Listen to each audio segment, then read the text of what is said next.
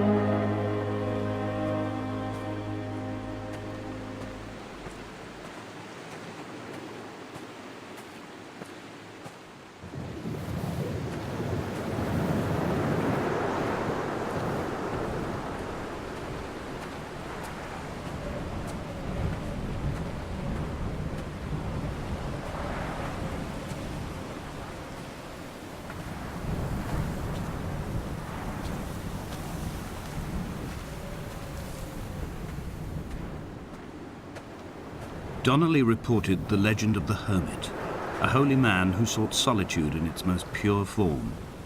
Allegedly, he rode here from the mainland in a boat without a bottom, so all the creatures of the sea could rise at night to converse with him. How disappointed he must have been with their chatter. Perhaps now, when all that haunts the ocean is the rubbish dumped from the tankers, he'd find more peace. They say he threw his arms wide in a valley on the south side, and the cliff opened up to provide him shelter. They say he died of fever 116 years later.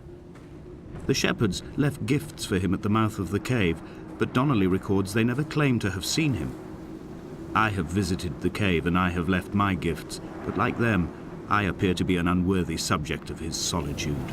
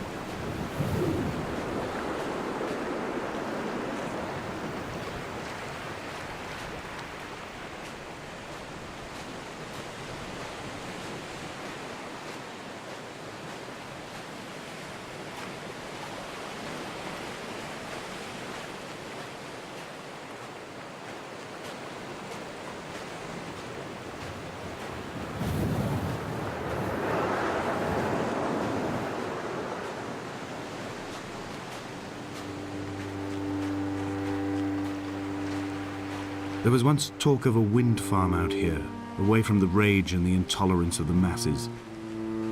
The sea, they said, is too rough for the turbines to stand. They clearly never came here to experience the becalming for themselves. Personally, I would have supported it.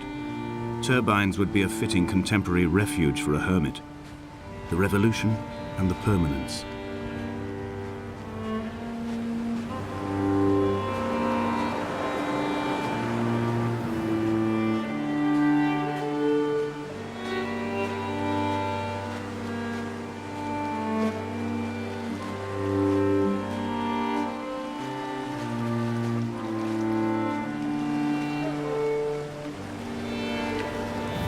I have found the ship's manifest, crumpled and waterlogged under a stash of paint cans. It tells me that along with this present cargo, there was a large quantity of antacid yogurt bound for the European market. It must have washed out to sea. God knows there are no longer gulls or goats here to eat it.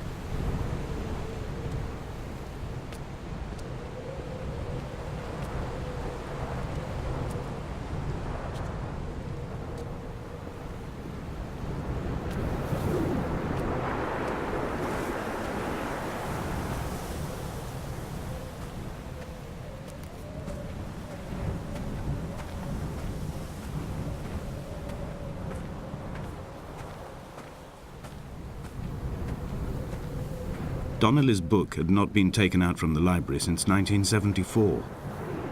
I decided it would never be missed as I slipped it under my coat and avoided the librarian's gaze on the way out. If the subject matter is obscure, the writer's literary style is even more so. It is not the text of a stable or trustworthy reporter. Perhaps it is fitting that my only companion in these last days should be a stolen book written by a dying man.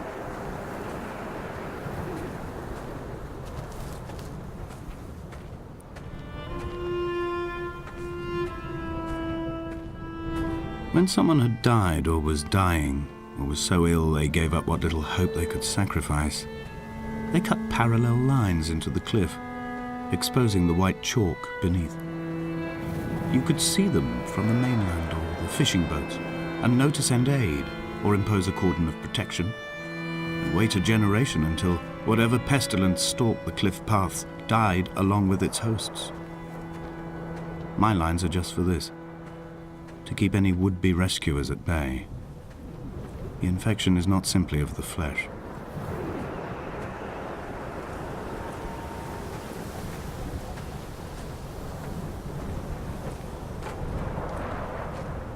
We are not like Lot's wife, you and I.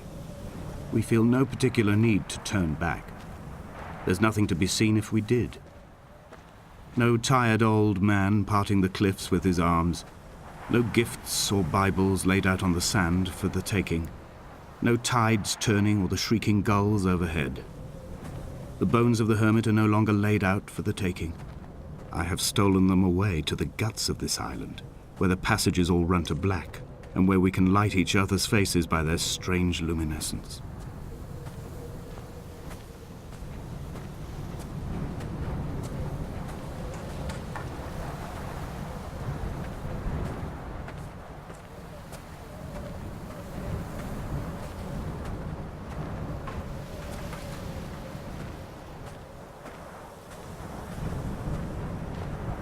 Dear Esther, I met Paul. I made my own little pilgrimage. My Damascus, a small semi-detached on the outskirts of Wolverhampton. We drank coffee in his kitchen and tried to connect to one another. Although he knew I hadn't come in search of an apology, reason or retribution, he still spiraled in panic, thrown high and lucid by his own dented bonnet. Responsibility had made him old. Like us, he'd already passed beyond any conceivable boundary of life.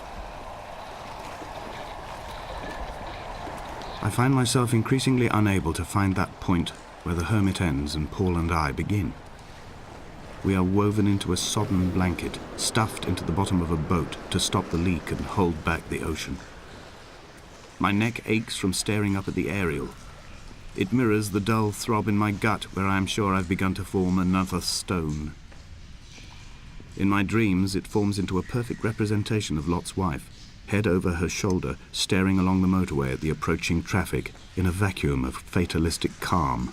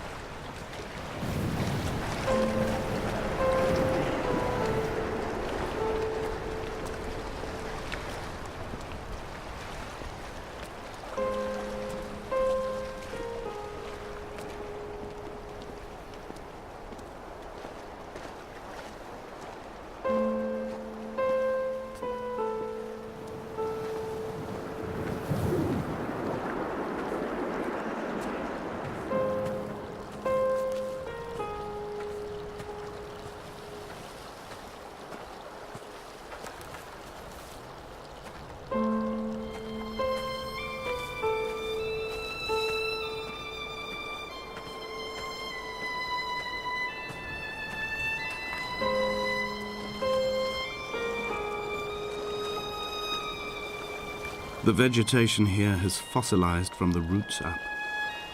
To think they once grazed animals here, the remnants of occupation being evidence to that. It is all sick to death. The water is too polluted for the fish, the sky is too thin for the birds, and the soil is cut with the bones of hermits and shepherds.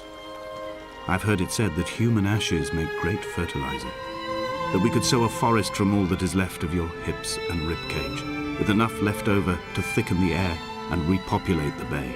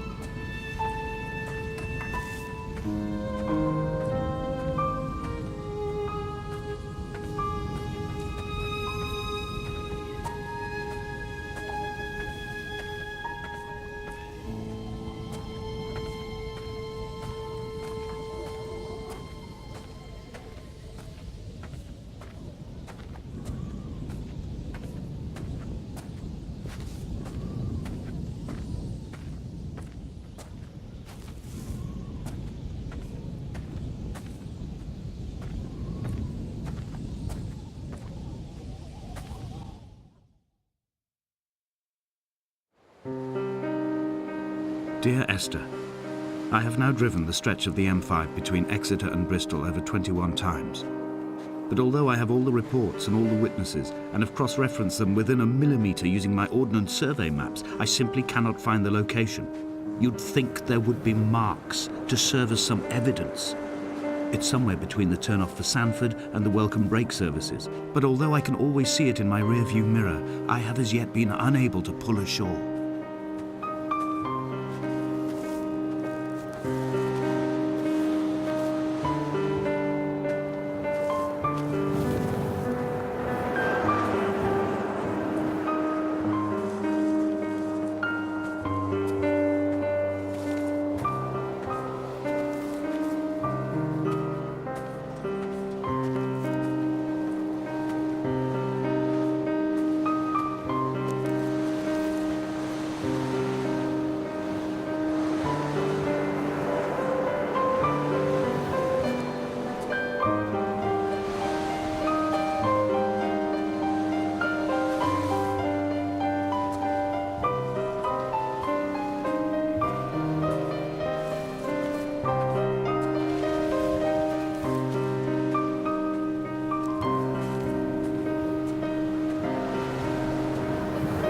Imagined answer phone message. The tires are flat, the wheel spins loosely, and the brake fluid has run like ink over this map, staining the landmarks and rendering the coastline mute, compromised.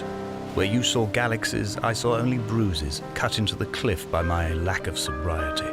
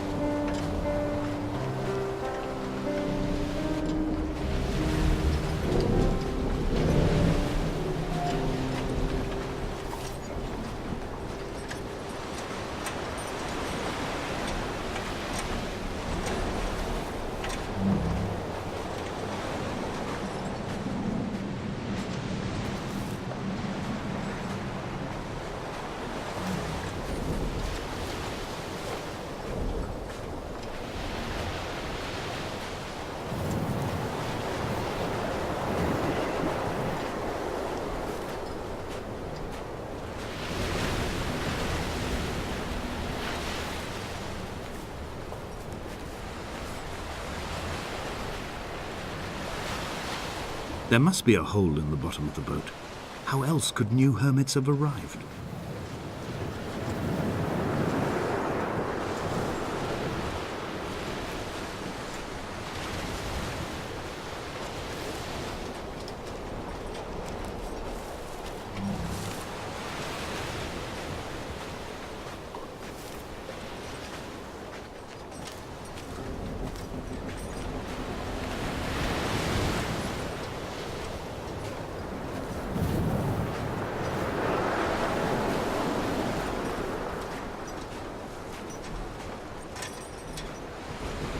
I had kidney stones, and you visited me in the hospital.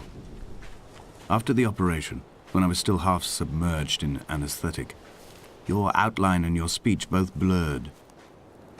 Now my stones have grown into an island and made their escape, and you have been rendered opaque by the car of a drunk.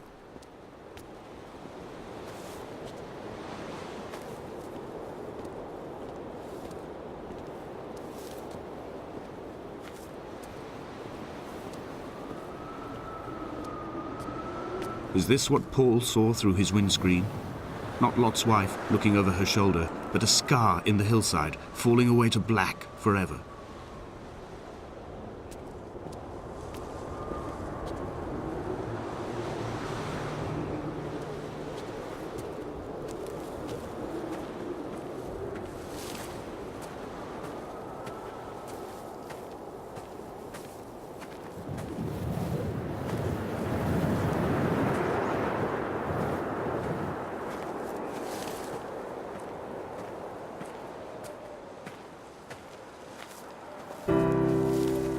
I've begun my ascent on the windless slope of the western side. The setting sun was an inflamed eye squeezing shut against the light shone in by the doctors. My neck is aching through constantly craning my head up to track the light of the aerial. I must look downwards, follow the path under the island to a new beginning.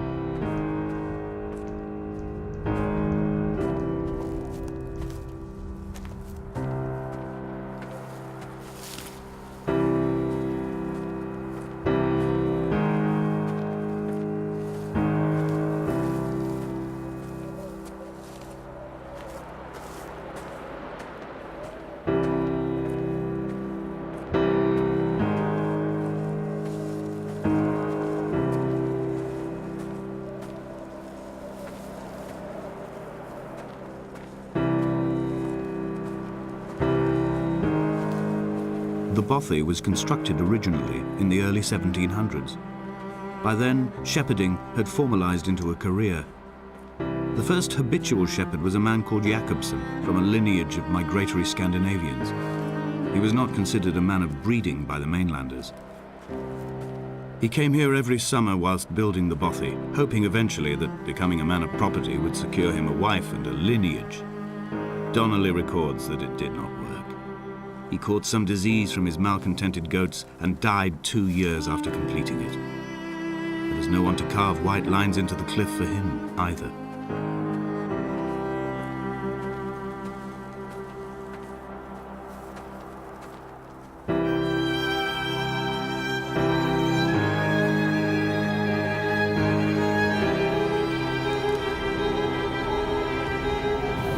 My heart is landfill. These false dawns waking into the still never light. I sweat for you in the small hours and wrap my blankets into a mass. I have always heard the waves break on these lost shores, always the gulls forgotten. I can lift this bottle to my ear, and all there ever is for me is this Hebridean music.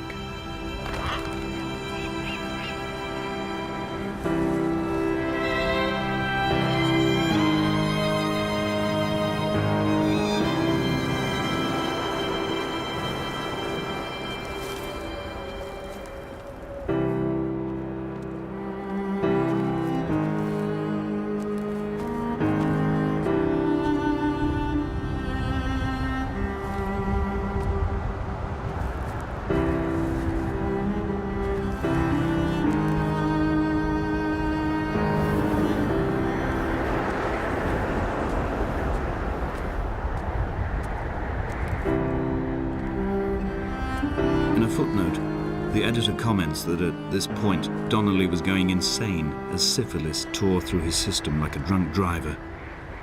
He's not to be trusted. Many of his claims are unsubstantiated, and although he does paint a colourful picture, much of what he says may have been derived directly from his fever. But I've been here, and I know, as Donnelly did, that this place is always half imagined. Even the rocks and caves will shimmer and blur with the right eyes.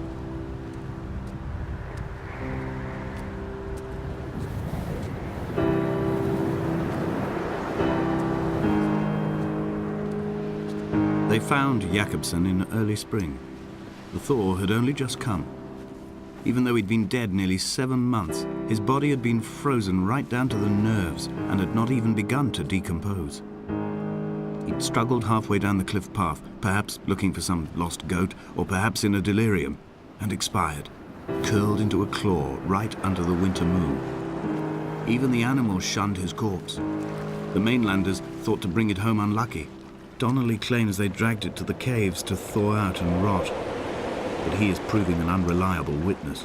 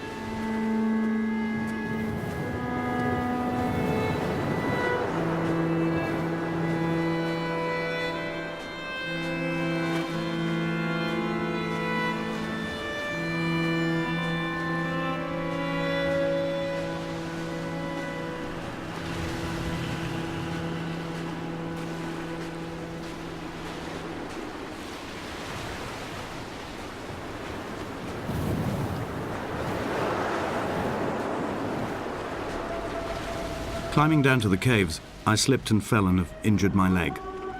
I think the femur is broken. It is clearly infected.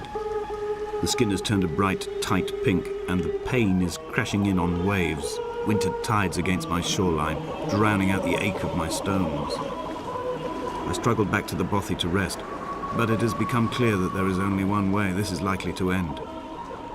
The medical supplies I looted from the trawler have suddenly found their purpose. They will keep me lucid for my final ascent.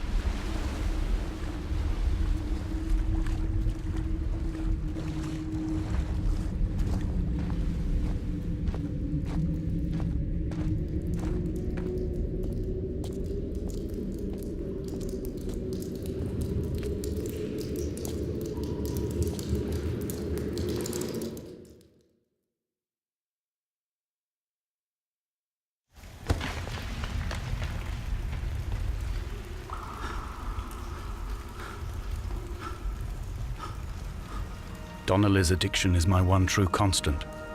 Even though I wake in false dawns and find the landscape changing, flowing in constantly through my tears, I know his reaching is always upon me.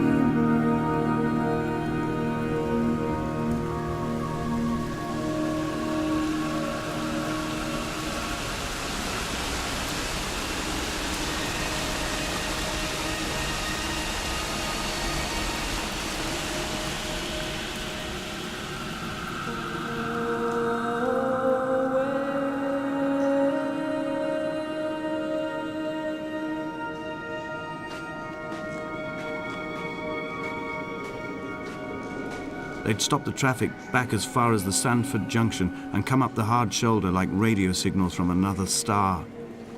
It took 21 minutes for them to arrive. I watched Paul time it to the second on his watch.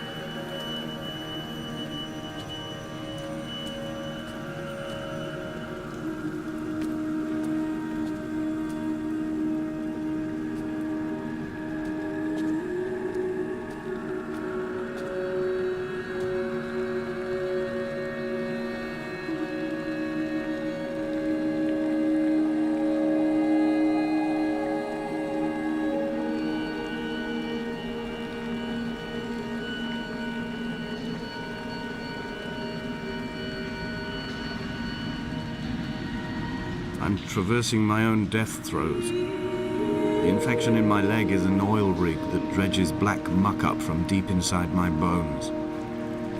I swallow fistfuls of diazepam and paracetamol to stay conscious. The pain flows through me like an underground sea.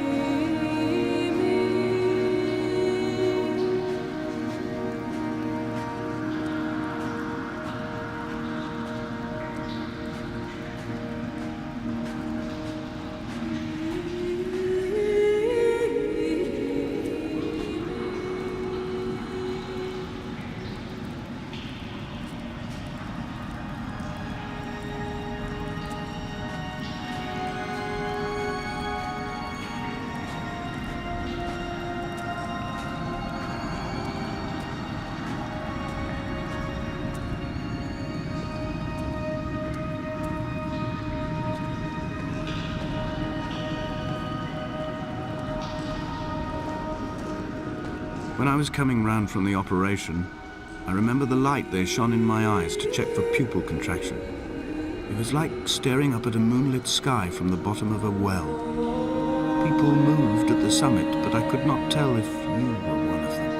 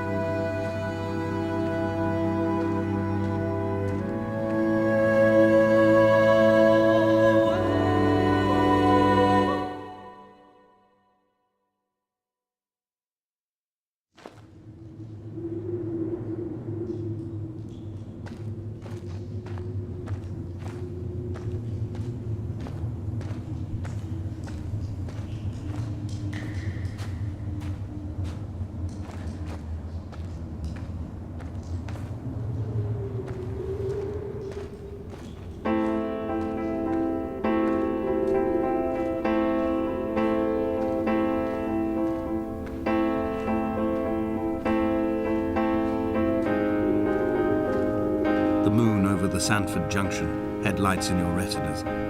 Donnelly drove a grey hatchback without a bottom. All the creatures of the tarmac rose to sing to him. All manner of symbols crudely scrawled across the cliff face of my unrest. My life reduced to an electrical diagram. All my gulls have taken flight. They will no longer roost on these outcrops. The lure of the moon over the Sandford Junction is too strong.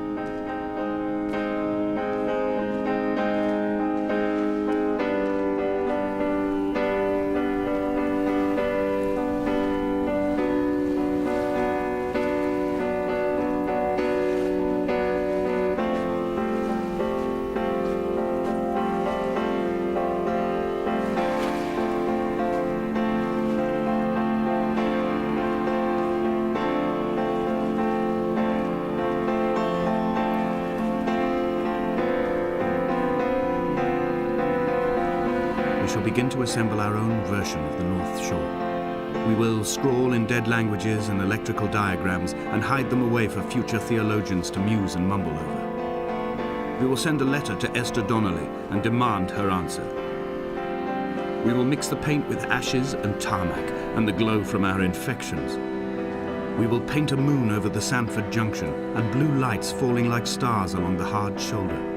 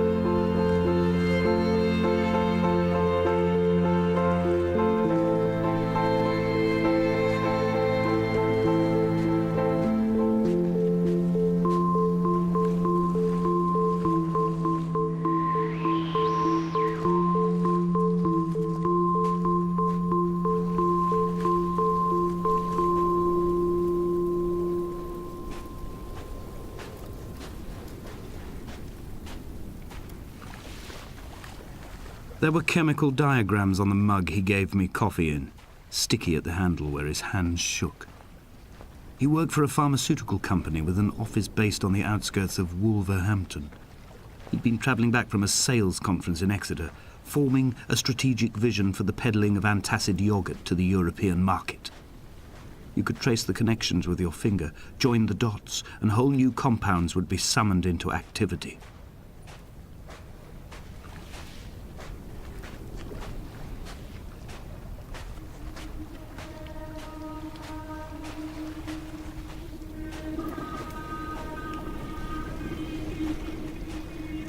From here, I can see my armada. I collected all the letters I'd ever meant to send to you, if I'd have ever made it to the mainland, but had instead collected at the bottom of my rucksack, and I spread them out along the lost beach. Then I took each and every one, and I folded them into boats. I folded you into the creases, and then, as the sun was setting, I set the fleet to sail. Shattered into 21 pieces, I consigned you to the Atlantic, and I sat here until I'd watched all of you sink.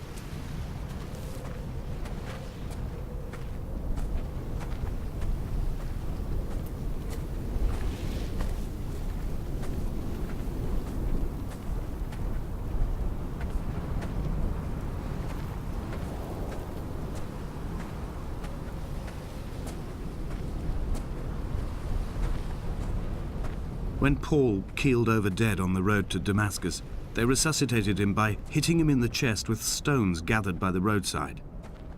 He was lifeless for 21 minutes, certainly long enough for the oxygen levels in his brain to have decreased and caused hallucinations and delusions of transcendence. I'm running out of painkillers, and the moon has become almost unbearably bright.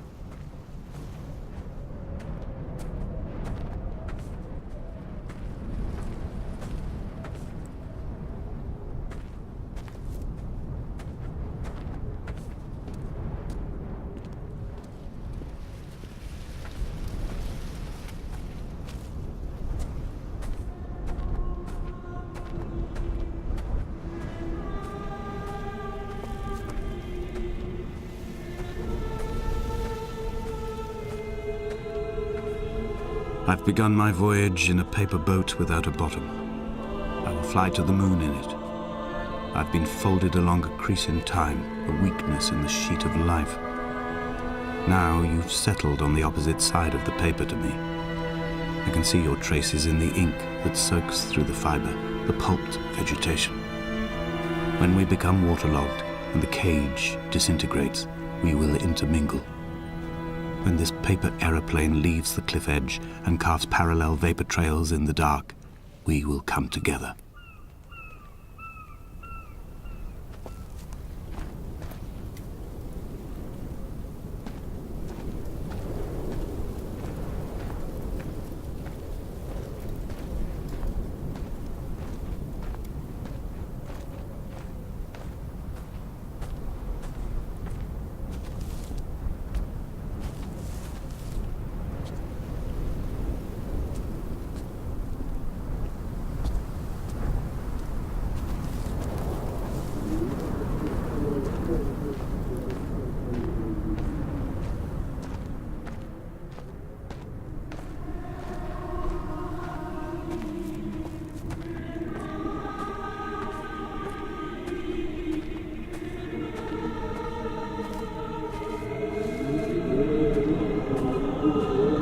If only Donnelly had experienced this, he would have realized he was his own shoreline, as am I.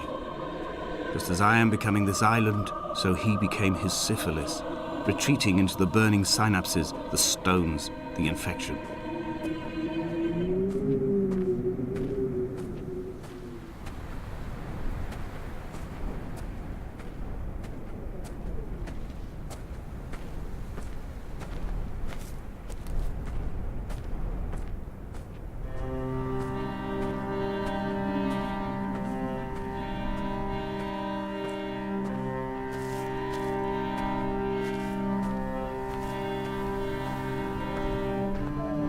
Headlights reflected in these retinas. Too long in the tunnels of my island without a bottom. The sea creatures have risen to the surface, but the gulls are not here to carry them back to their nests. I've become fixed, open and staring, an eye turned on itself. I've become an infected leg whose tracking lines form a perfect map of the junctions of the M5. I will take the exit at mid-thigh and plummet to my Esther.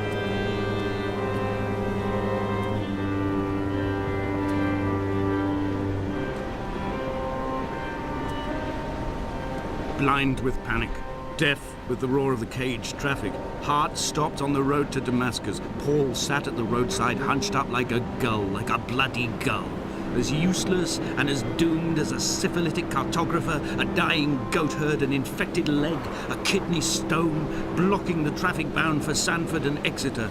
He was not drunk, Esther. He was not drunk at all. All his roads and his tunnels and his paths led inevitably to this moment of impact. This is not a recorded natural condition. He should not be sat there with his chemicals and his circuit diagrams. He should not be sat there at all.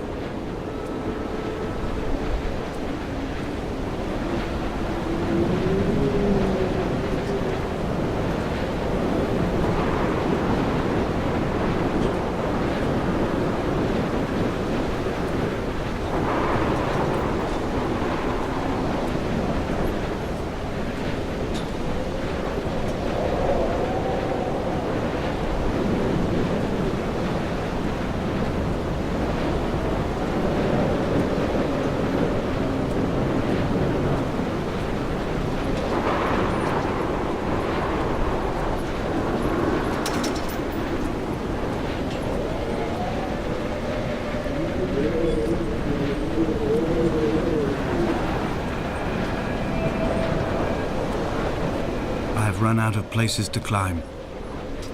I will abandon this body and take to the air.